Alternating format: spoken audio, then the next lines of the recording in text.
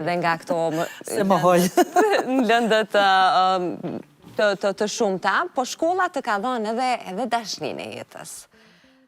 Sidomos për ato vite, për atë kohë që sa guximi e ati për një djali që ka ardhë ullë në bankë dhe ka luftu për dashni.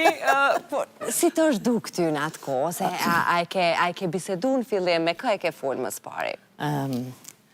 Halili, si ka ardhë në klas 8, direkt kër i ka thonë arsimtari, shko ullë, dikun, hajtë zhjith dhe tha një vend ku dënë më ullë.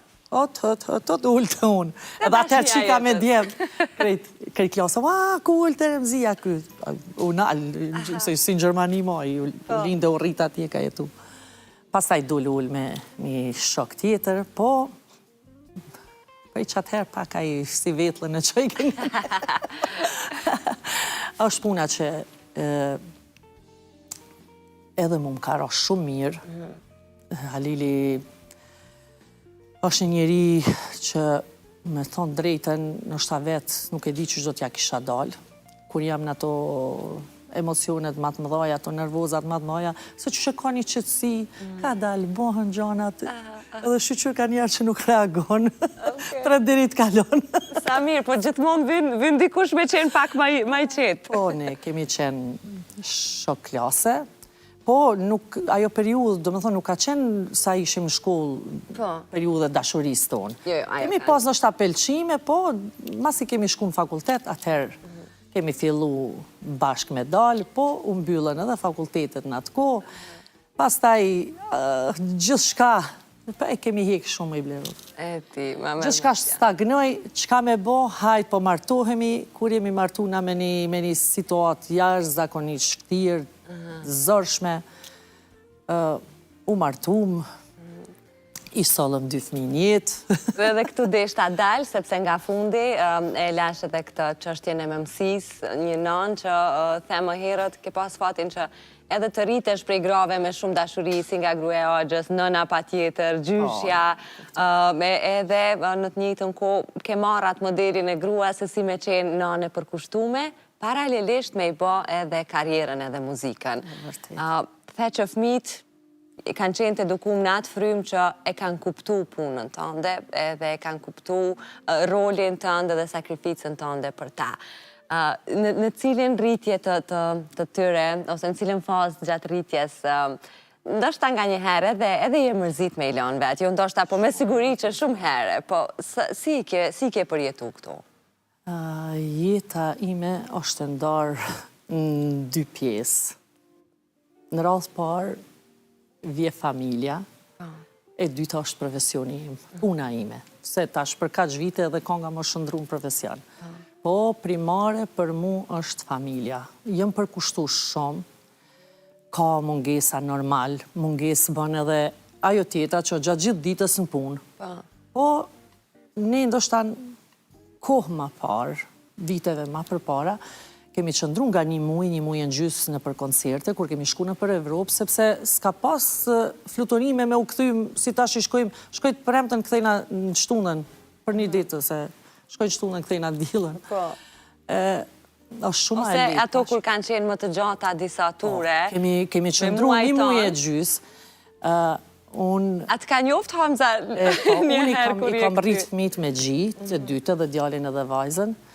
Po në atë kohë, përderisa i kam pas me ushqim për i pejgjirit tim, unë nuk kam dalë shumë. Kam dalë gjatë ditës, shkurt për me bo në i kongë, në i gjirim të vogël. Edhe kur ka qenë hami 2 javë, ishin gjirimet e viti 3. Lindi me 30 shtator, dhe pas 2 javë, zakonisht shtator, nëntor, bërë gjërimet. Edhe kisha një ftesë, atër me nëzipritshme me shku, se ishin 2-3 televizione që dashke me shku. Hapsira, dhe mi shfrizu, normal, se pa u lodhe, pa u mundu, pa u sakrifikuti, nuk mundesh me arritë. Edhe e mora djalin me vete, që ashtu 2 javë, vjera ku pe qënë, më i thash, ka me shku me gjiru, s'kam që ka me ban. Edhe lashte Violetat e gruja Sabit Balabanit.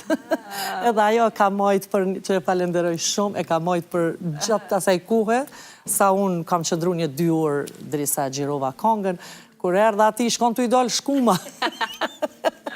Edhe ta shpetami ki bërgja, se mos harro. Po, si janë ata sot? Janë të dy të rritur, të formum në karakterin e tyre, edhe gjyshe? Po, gjyshe, gjyshja. A je gjyshja që u aplëcoj krejt dëshirat? A lumtura në botë. Unë me folë për gjyshen edhe për gjyshërit. Në përgjithësi, më kuptojnë veç ata që i kanë një për e mbesa. Tjertë nuk mujnë më kuptu, se sa herë kemi dalë me kolegët e tonë që u të shmejt, kur folshin këta ma 2 vjetër, se unë një për mbesa, e kom morë makine, kom dalë, ka njerë thësha, hajde pak me të projnë. Tash po e provoj vetë, ata se qyshe ka një magji, se qyshe ka një energji, se qyshe ka një...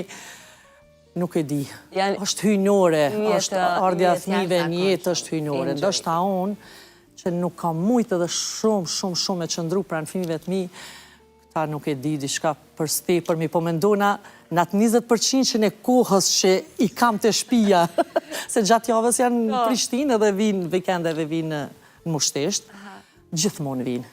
Po, nga njerë mu po mbje me dalë, edhe shpesh me dalë, unë mundona 100% me qenë veç për këta. Edhe shpesh më tojnë këta, po qka po i ndjek hap pas hapi, mund duke që ka iki largë, vetëm një hap kur më largët. E di, dhe është dashurie pa kusht që ta japin. Ju keni, përpos Hamit, keni edhe vajzën Riolën pashtu, po keni thonë, e di që nuk e ke vesh një vajzë, po prej ardhjes nusës, gzimes, njetu kam bu 2 vajza. Ema dhe Riola edhe Ema, po që ka shudia ma moda, e kur vjen shpia e dojmë veç me halën e vetë me flejt. Po. Kur së është hala, non du me flejt me ty. I ka zgjedh kjo. S'ka dashnimat madhe, nuk ka dashnimat madhe. E vërtet. Deshta në fund me mbyll me këta, se e di që të shkëlqenë si të herishe, dhe është dashuria më Pastaj kur erdhë këj vogli, këj beni, tashmore ti, këna i zbukuroj edhe ma shumë familjen. Gjithmonë kam pas shef, se kemi qenë një familje shumë e vogël, me fmi pak, si kunota, si motra e burit, ka 2-3 fëmijë dhe familje e vogël, thesha, o, zoti shala më dëgjojnë fëmijët edhe më sjellin jetë pak ma shumë fëmijë. Kjo ma ka plëcu dëshiren, edhe Hami edhe Gzimja faleminderit shumë. Tash po pres edhe prej Riolës. Okej, në presion. Jo, Riola akoma nuk ka diçka, po kur të martohet, pres edhe prej Riolës me i pas pak ma shumë fëmijë. Uroj që ti kenë... Se kanë mund para gjyku, se thënë kjo s'ka bo për veti e tash... Ti kenë me shëndet së pari, ajo është shumë e rëndësishme, edhe këta enjoy letriten me dashuri, ashtu si që po e marin deri tash për jush. Jam krejt në fund, du për fund me u këthy veç edhe pak të muzika, me këtë po e përmbyllim. Nesër pra del edhe kanga e re, do t'jetë një verë, një pranverë, gjdo vikend i mbushun me koncepte dhe angazhime tuja. Qka është diçka që t'vjen për herë, edhe komentet kur të shkrujnë fansat, komplimentet, po nuk e ke pas mundësin me ja u thonë publikisht. Pra qa është mesazhi që Remzia donë me u apërcjell krejt fansave dhe audiencës që vdesin për këngët e saj? Unë e di që kam shumë dashni prej publikut që më përcjellin, po edhe unë nga zemra du me i falenderu edhe shumë për qafime për gjitha ta që më djekin, i du shumë sinqerisht, sepse pa ta, asne nuk do të këshim ba asgjë. Po unë, po ju premtoj që gjithmonë do të mundohë me qenë stabil, me sjell këngë të mira, me punu vazhdimisht deri sa të punon shëndeti edhe zani. Kështu që edhe njëherë thellësisht prej zemrës, faleminderit shumë gjithë ata që më ndjekin, që i pëlqejnë këngët e mia dhe shpresoj që nuk kam i zhgënjur kurrë.